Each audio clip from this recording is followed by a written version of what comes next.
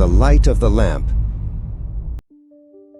One evening, a man sat on a concrete bench in a quiet corner of the park, looking very worried. His face was etched with deep thought, and his eyes stared blankly into the distance.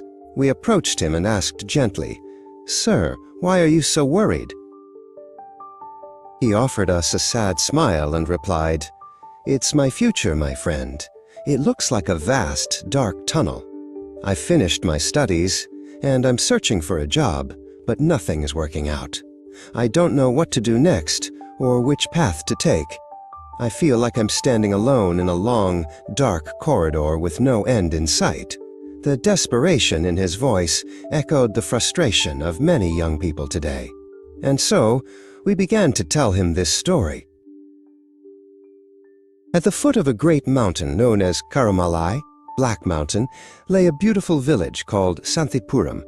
True to its name, the mountain was dark and dense. Towering trees, intertwined vines, and thick bushes prevented even the midday sun from reaching the ground. As a result, the mountain was always shrouded in a faint twilight.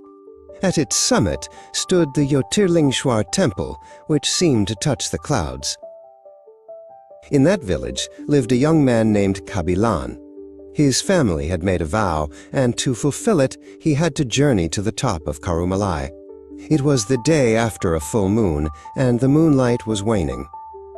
Kabilan began his trek, carrying his father's old, heavy brass lamp.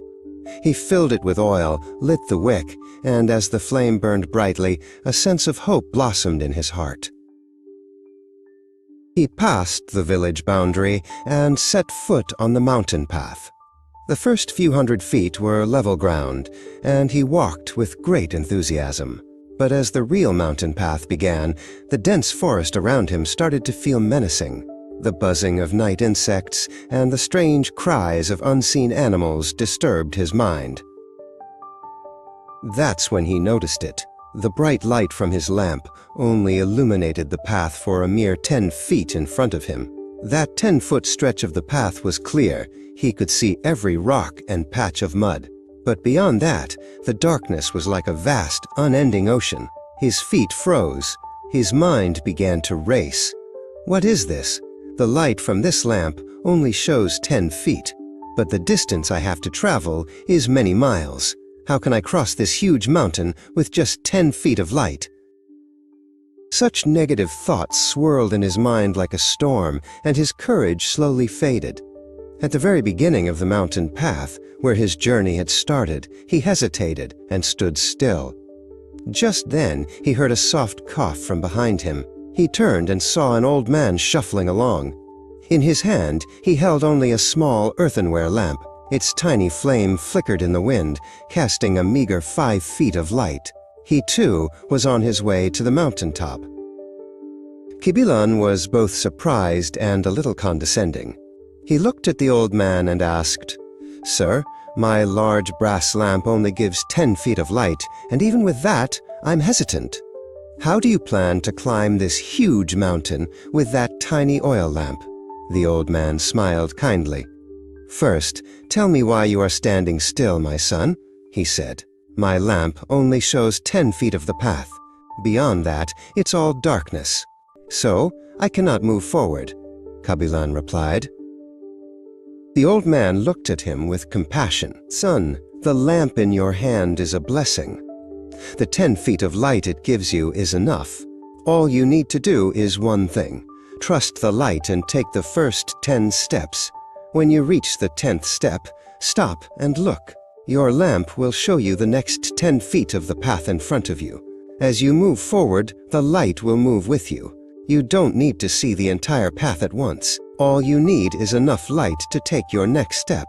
And that light is already in your hand. Trust it and move on," he said.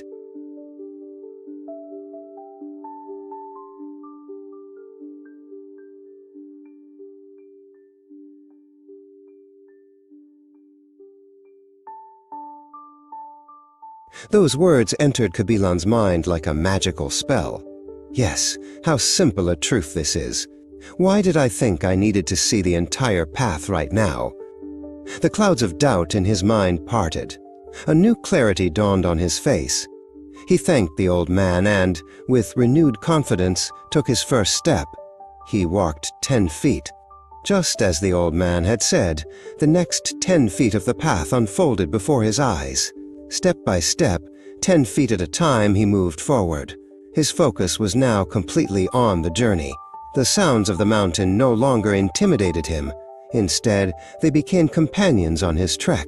At dawn, he reached the summit of the mountain. The sun slowly rose in the east, and its golden rays fell upon Karumalai, transforming it into a mountain of gold. Below, the entire path he had traveled was now visible. He realized that the path had always been there, waiting for him.